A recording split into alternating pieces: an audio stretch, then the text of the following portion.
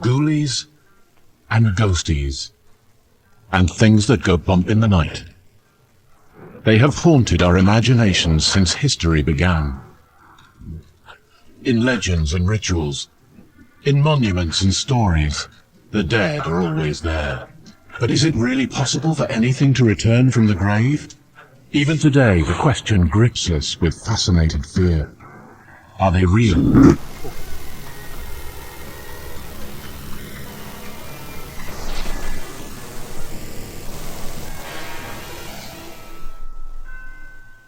Great Britain is a good place to start the journey.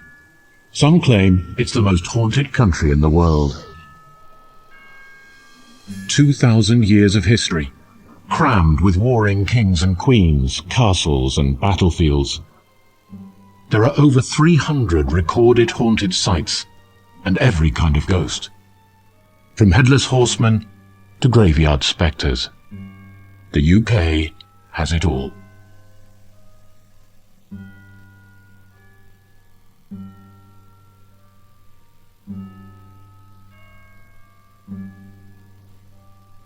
More than 500 groups specialize in the paranormal. There's an entire industry dedicated to ghost hunting. Professor Richard Wiseman is a psychologist from University of Hartford. He specializes in the paranormal. How does he think science and the supernatural fit together? As a scientist working in this rather unusual field, to me what's important is we chase up and examine the best evidence. So if people say, wow, this building is haunted, and over time lots of people have visited that building and they all have strange experiences in a certain location, science can't explain this particular case, then that's the case that we should look at.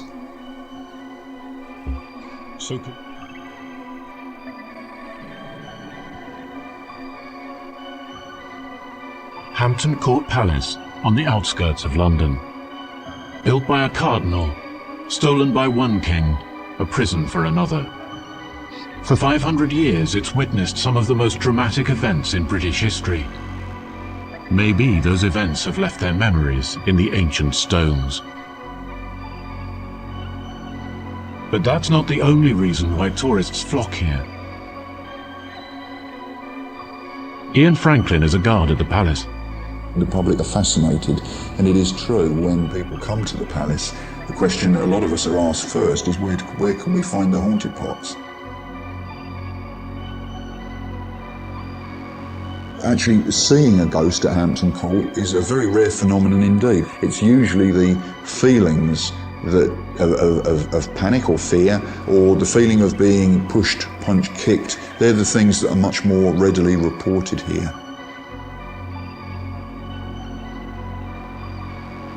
In the 16th century, Henry VIII took the palace as his home and made it the scene for his colourful and complicated home life. Legend has it that the ghosts of some of his 6 wives still stalk the corridors. And these are experiences that are very, very difficult to write off as being natural phenomenon. There is something going on.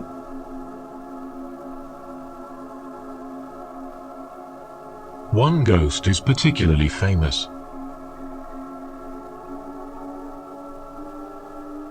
In 1542, Catherine Howard, Henry's 5th wife, was imprisoned here, charged with adultery and condemned to death. The night before her execution, she ran weeping to the king's rooms, pleading for her life. And she banged on the door in vain. The story goes that her guards grabbed hold of her, recaptured her and dragged her away kicking and screaming towards her rooms. The king refused to listen.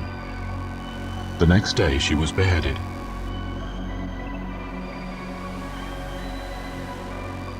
Over 400 years later, some say her ghost still runs through the galleries, and tourists hoping to catch a glimpse sometimes get more than they bargained for.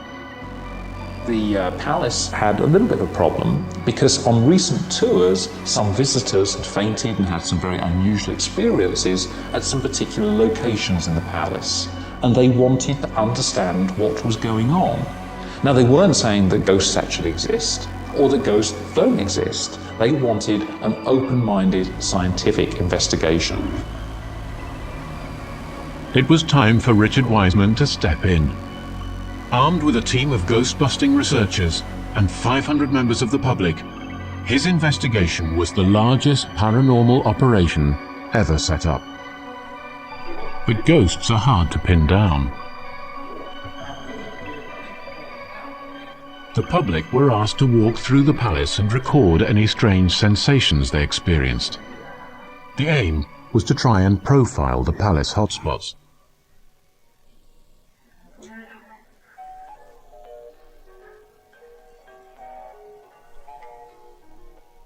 Psychologist Kieran O'Keefe worked on the project. There are a few people reported actually seeing something, and they may have put down that it was a ghost, but they weren't able to say that there was an actual figure there. So people did report seeing something, yes.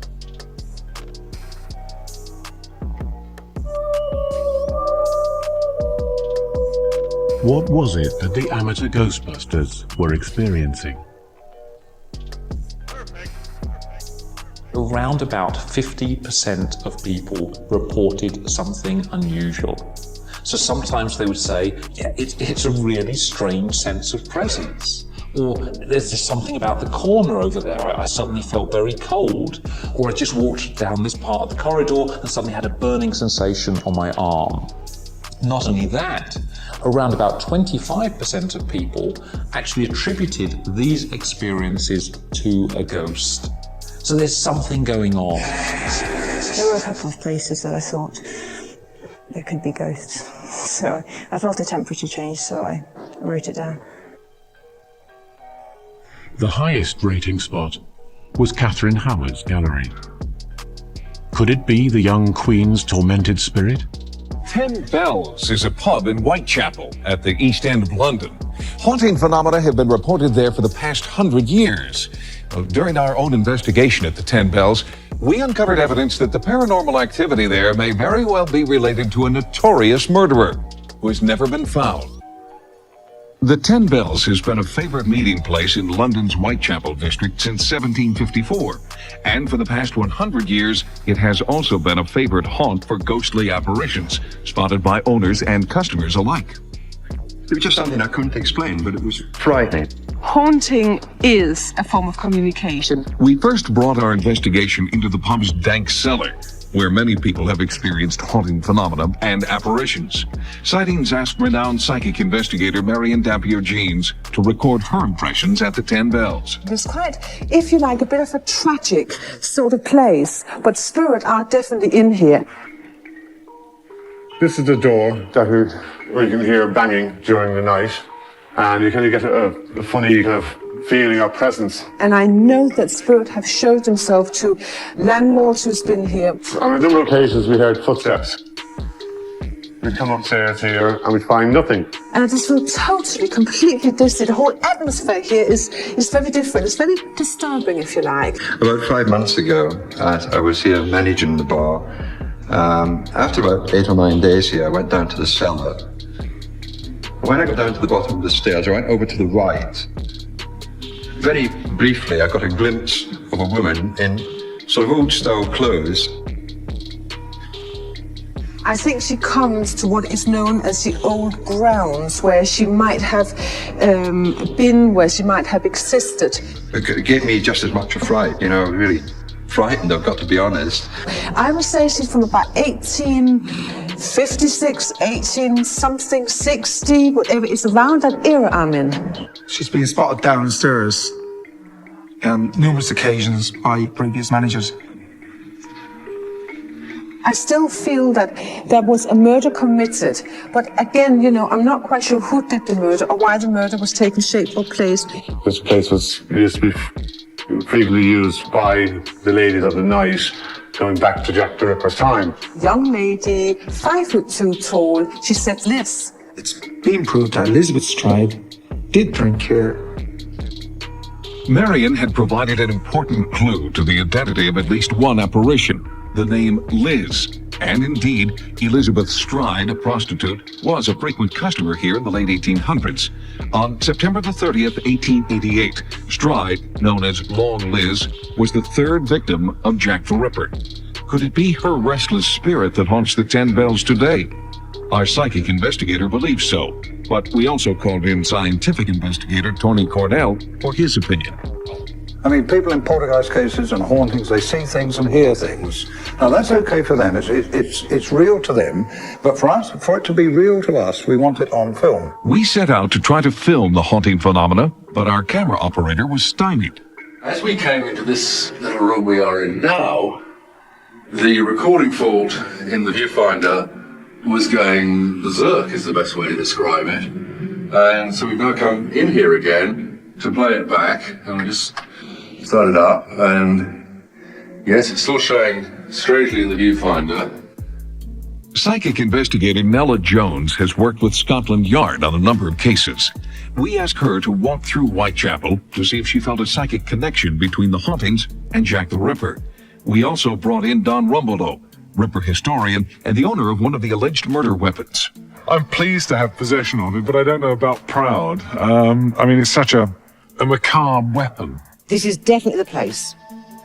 I would stake my reputation on that. It has a thumb grip on the blade for cutting upwards. This is how you can tell that it's different from other knives of the period. Well, if Nella felt something here, there's a very good reason for it, because this is where the body of the first of Jack the Ripper's victims was found on the night of the 31st of August, 1888. Claiming no knowledge of where the murders had occurred, Nella led us to this site, but would not work with Rumbelow's knife. Take it back, please. I don't want to know. I don't want to know about that.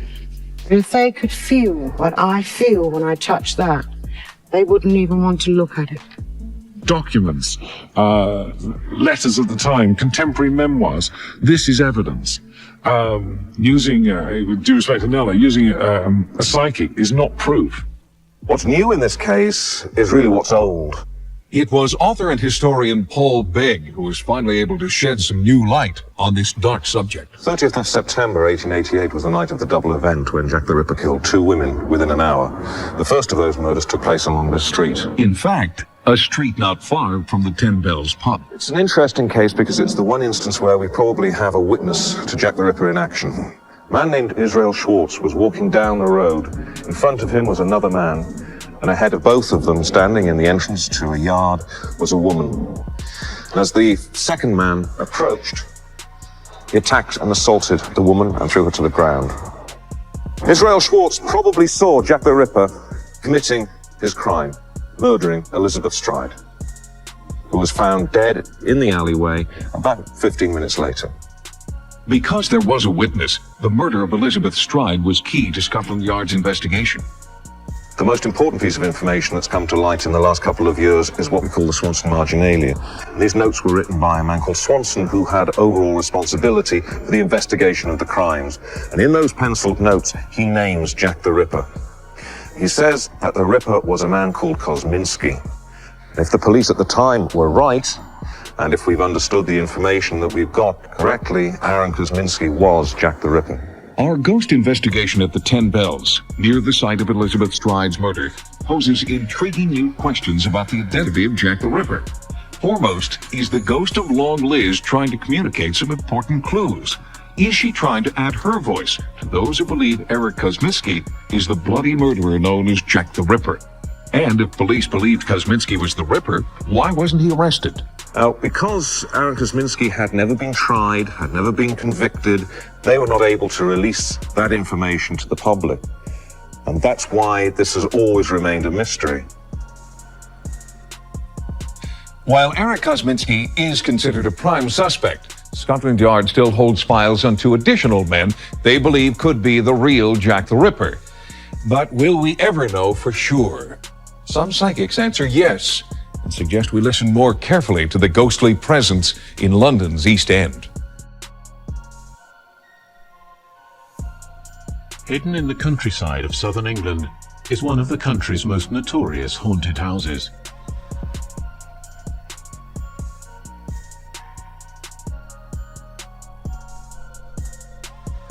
Built in the 12th century, the Ram Inn is owned by John Humphreys, who lives there with his family.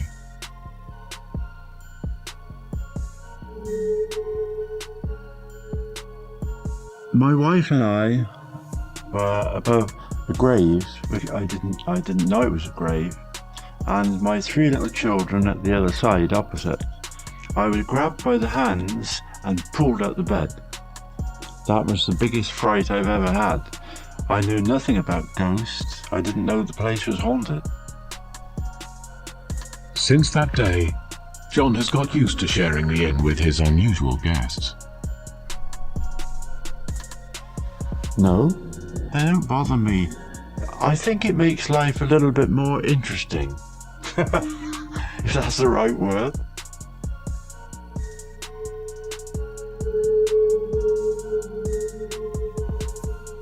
I've seen people going down the stairs, all of a sudden picked up and flung back up again.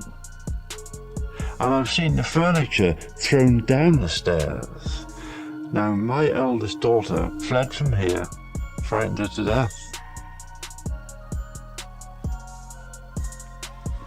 John seems happy to leave things as they are, and the inn does attract countless ghost hunters. Hello, Mark. Welcome to the Ram. Tom, come on in then.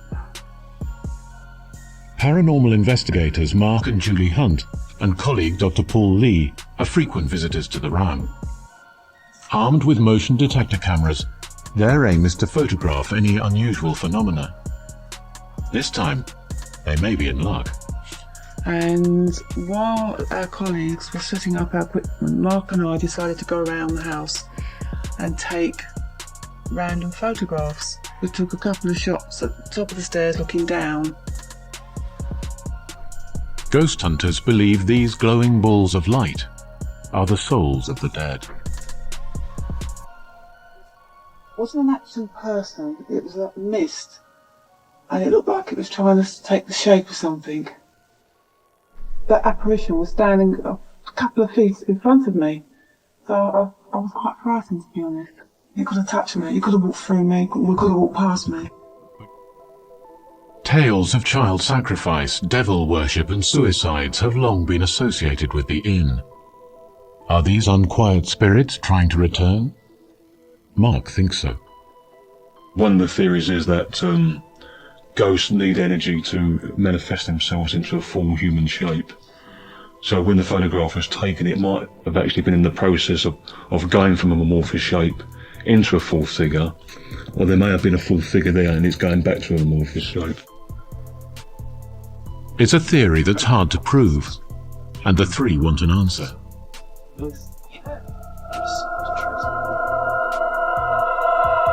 Dating from ancient times, Ouija boards are said to provide a direct line to the spirit world. Ouija means yes, yes. Users ask the spirit questions, and the answers are spelled out on the board. Psychologist Kieran O'Keefe has an explanation for what might be happening at the session. It could be paranormal. They could be actually communicating with departed spirits.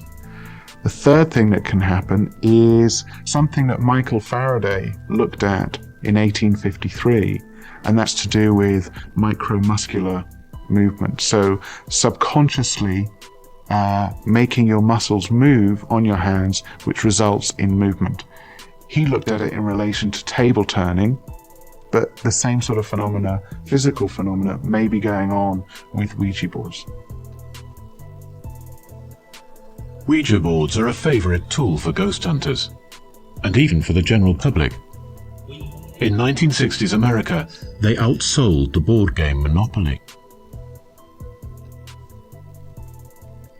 Like Monopoly, are they just harmless fun and games? It was said he was murdered here, didn't it? Yeah. Did you live in Wotton Under Edge? No. Ah. The line to the spirit world has been particularly clear tonight. Much better than usual. Paul Lee explains. It's been ages since I've had results this good before. Most time we just get junk, we get rubbish from the board. It spells out any combination of letters. Julie, Richard and Paul are thrilled by their results. In 1977, this very ordinary house in North London apparently became home to a malicious poltergeist. The house, and whatever was in it, became famous.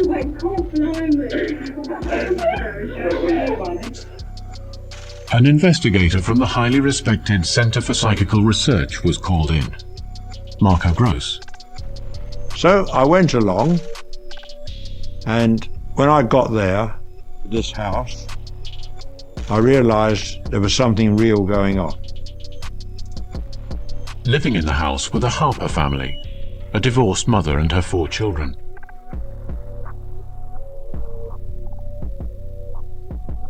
Small fires broke out in drawers in the kitchen, and when you opened the drawer, the fire instantly went out. We had water coming from the ceiling where there were no pipes above, nothing to do with the roof or anything, water coming down.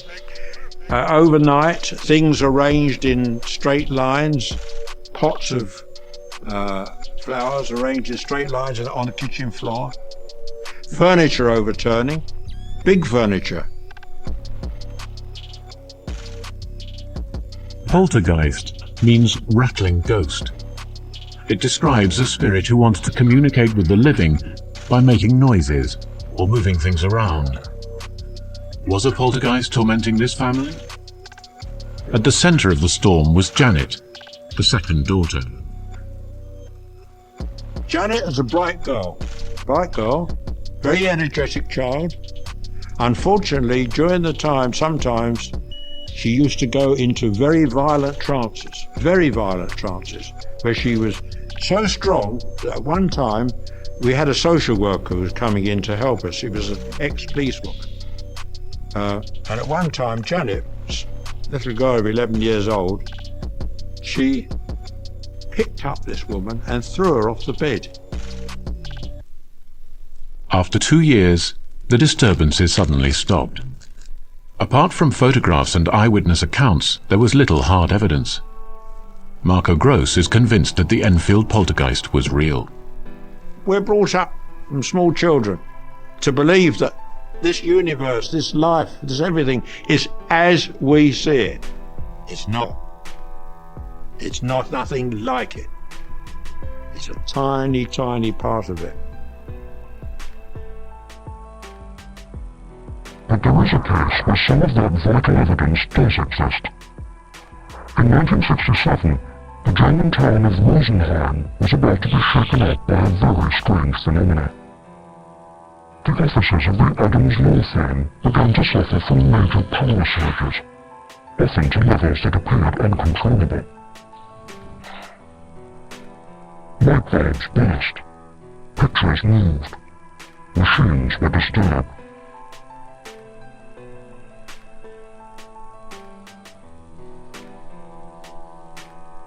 When officials investigated the power networks, everything appeared to be normal.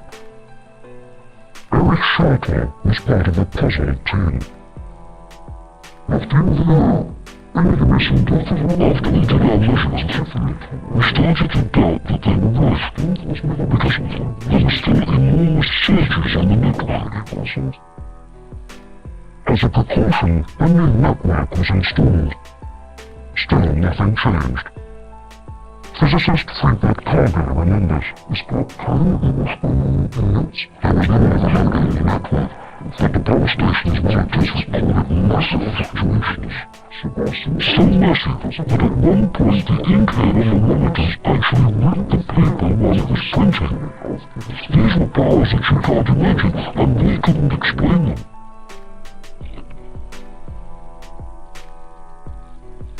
And then things got stranger.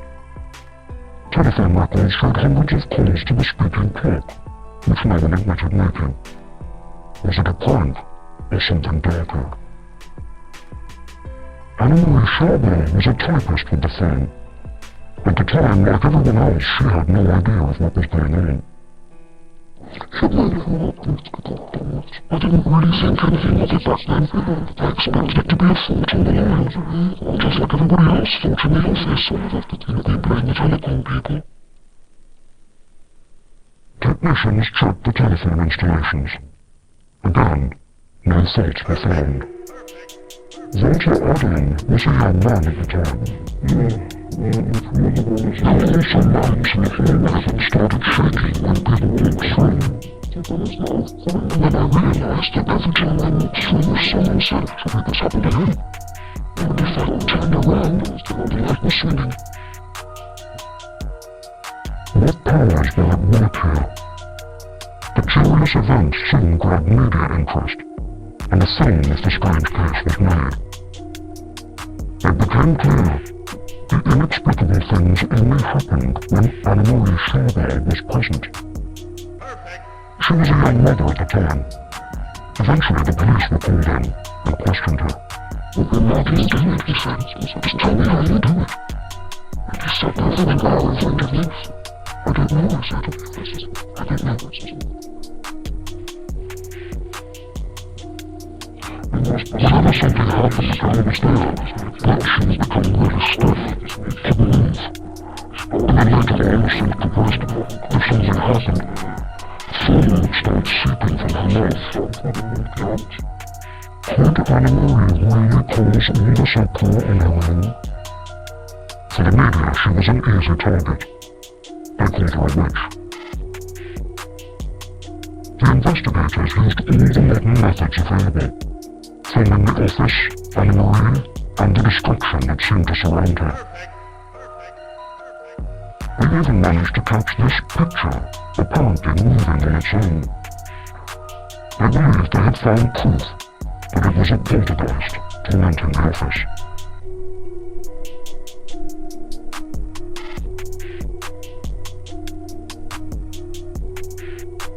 The Rosenheim case is one of the best documented ghost stories in history. Every strange event was recorded, but no one found an answer that explained how or why it all happened. And the woman at the center of it all still searches for the truth.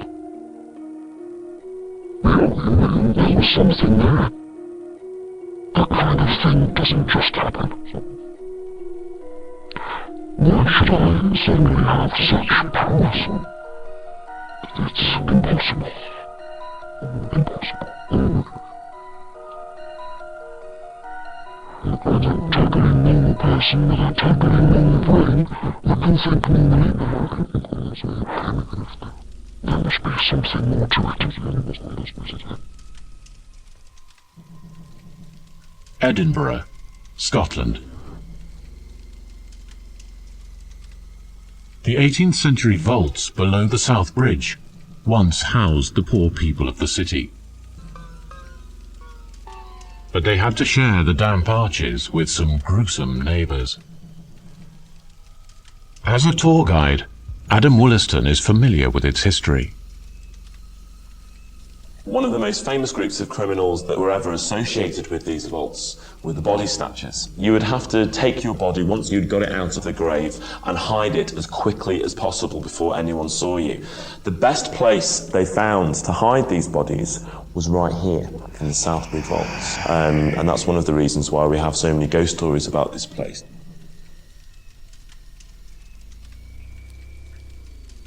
Many people have reported seeing strange things here. With its dark, low ceilings and dank atmosphere, it's an ideal hiding place for the supernatural. At first, sightings travels to Stirling Castle, Scotland's reputed House of Horror. This Scottish castle is rumored to be the most haunted place on Earth. It's a fitting beginning, since the origins of Halloween can be traced back to Scotland in the 3rd century. Scotland, Ireland, and Great Britain were home to the Druids, an ancient people who began the celebration of the holiday we now call Halloween. The Druids believed that Halloween, actually New Year's Eve by their calendar, was the one night of the year when spirits, both good and evil, were allowed to roam the earth. You're out wandering around on the night on Halloween when the dead are coming back from the grave. You don't want them to recognize you because they might do something to you or they might take you back with them. Good spirits were welcomed into Druid homes with treats. The evil spirits were kept at bay with bonfires and frightening masks. Later, jack-o'-lanterns were used to keep away evil spirits, but these talismans aren't always successful. At Stirling Castle in Scotland, more than 1,000 people a year report seeing and feeling evil spirits, and not just on Halloween. In fact, since Stirling Castle was first built to defend the Scottish countryside in the 15th century, countless eyewitnesses have reported seeing ghosts, evil spirits, poltergeists, and demons. I saw a shadow. No face, just a dark shadow in the corner. When I looked back again, there was absolutely nothing. I've been walking around there at night and I felt a presence. I felt someone behind me. Wasn't exactly on the ground. She was kind of floating, but she had her face away from me. It definitely was a woman. Very scary. Makes you cold. I know what I saw.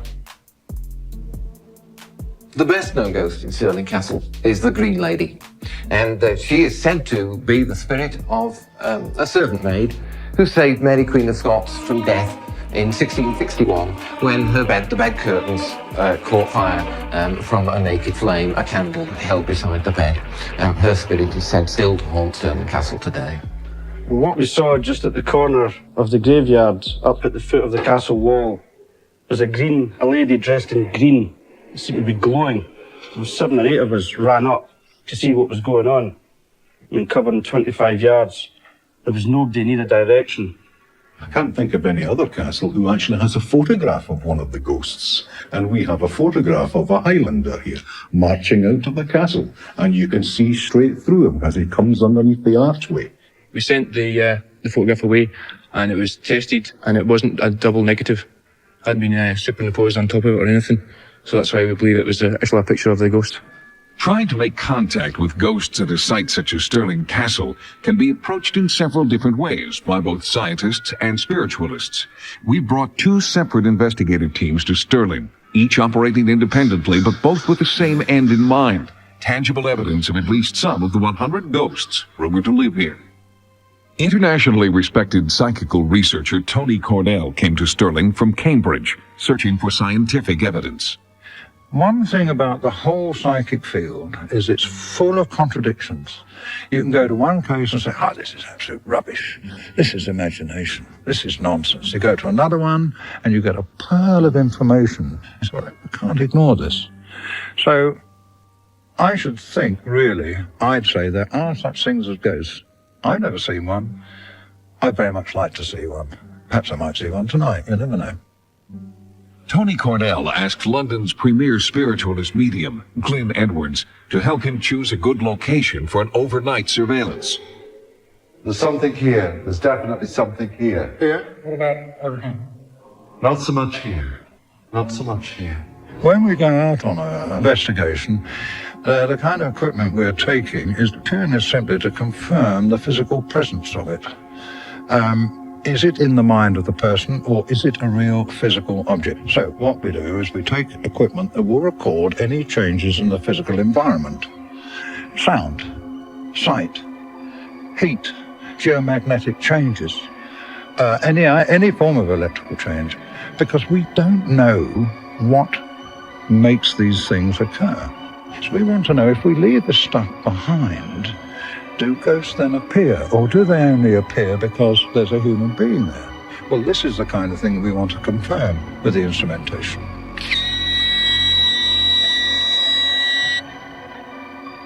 Cornell set up an infrared camera and a standard video camera to be left on all night. The next day, the video revealed nothing extraordinary, but the audio portion was startling.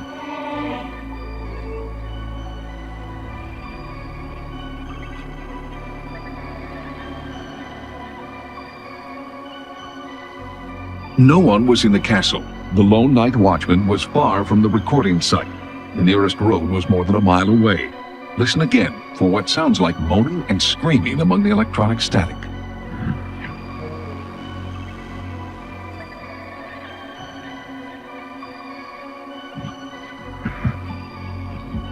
Could these be the ghostly voices of Stirling Castle's tortured dead?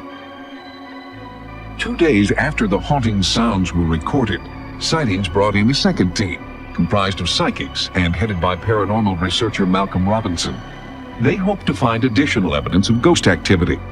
Their investigation took place near the recording site in the castle's old prison, called the Toll Booth.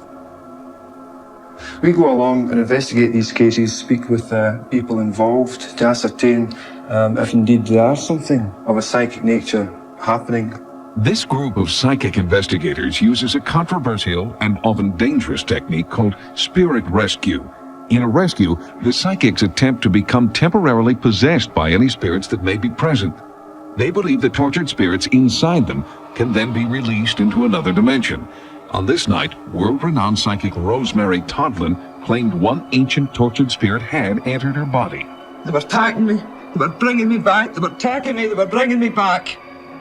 Rosemary appeared to be speaking as a centuries-old prisoner who had been tortured in Stirling Castle. While she was in her trance, other psychics attempted to liberate the supposed spirit from her and rid it from the castle.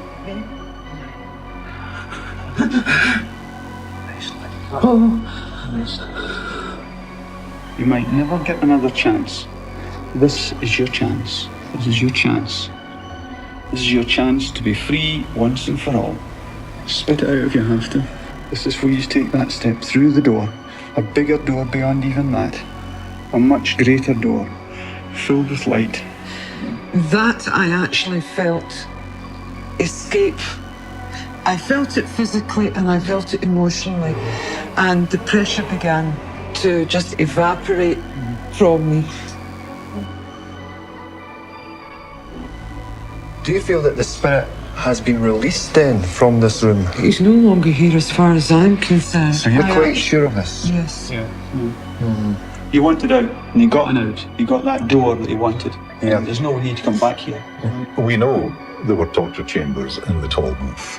And indeed, if they followed the practice of the country at that particular time, and indeed over many, many years, then there's no doubt there were thumb screws and practices within that toll booth to force confessions from the unfortunate inhabitants.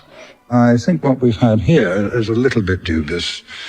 I mean, I get the feeling of, no, it's too melodramatic.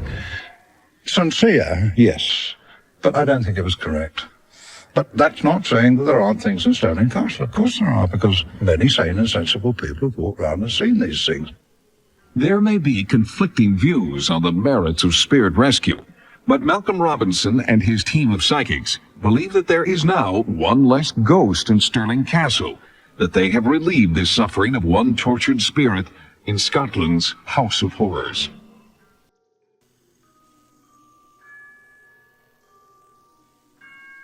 In 1971, the remote Spanish village of Belmez became home to a truly extraordinary phenomenon.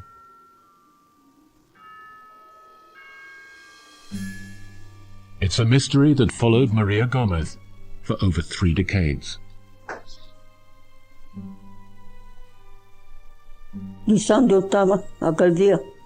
I was cooking one day when I saw the face on the floor. But I didn't give it any attention. I had a fever then, and thought that must have been the reason why I saw this strange face. I didn't take it seriously at all. But it wasn't Maria's fever. A few days later, the face returned. Wherever you stood, the face watched you. It almost seemed like it was moving its eyes. Alerted by the press, visitors and scientists swarmed in from around the globe. Investigations discovered that Maria's house was built on a graveyard, and directly beneath the image of the face, human remains were discovered. The floor was replaced, and even more faces appeared. Nobody could find an explanation. Even the scientific researchers were here from Madrid. For 10 days they searched here with their tools and equipment and tried to find something. Before they left, I asked them if they could tell me what they had discovered. They told me No one can discover the truth here. We will die and never find out what it is. I don't know what this thing is. It's truly something amazing.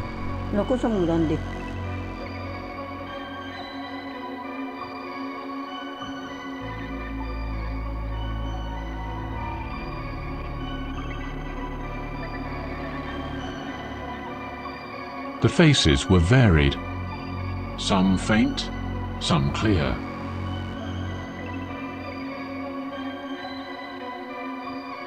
And some looking very familiar.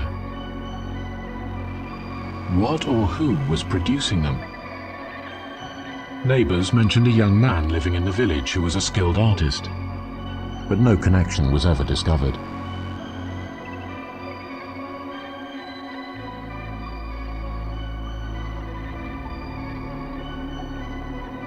Pedro Sogrob is a parapsychologist investigating the case.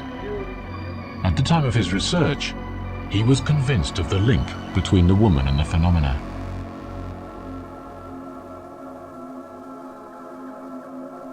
We know that the faces can't appear without Maria, and we know that once Maria leaves the house, the faces fade. We also know that when Maria's psychological state is weak, if she's feeling down or tired, then the faces lose intensity. Just like photographs, the faces go through a slow developing process. Yet no traces of chemicals or dyes had been found.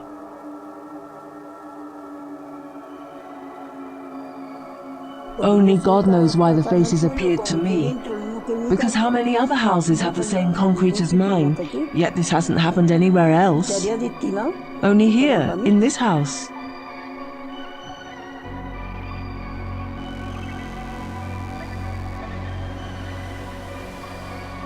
Sabemos perfectamente que las caras no se forman sin María.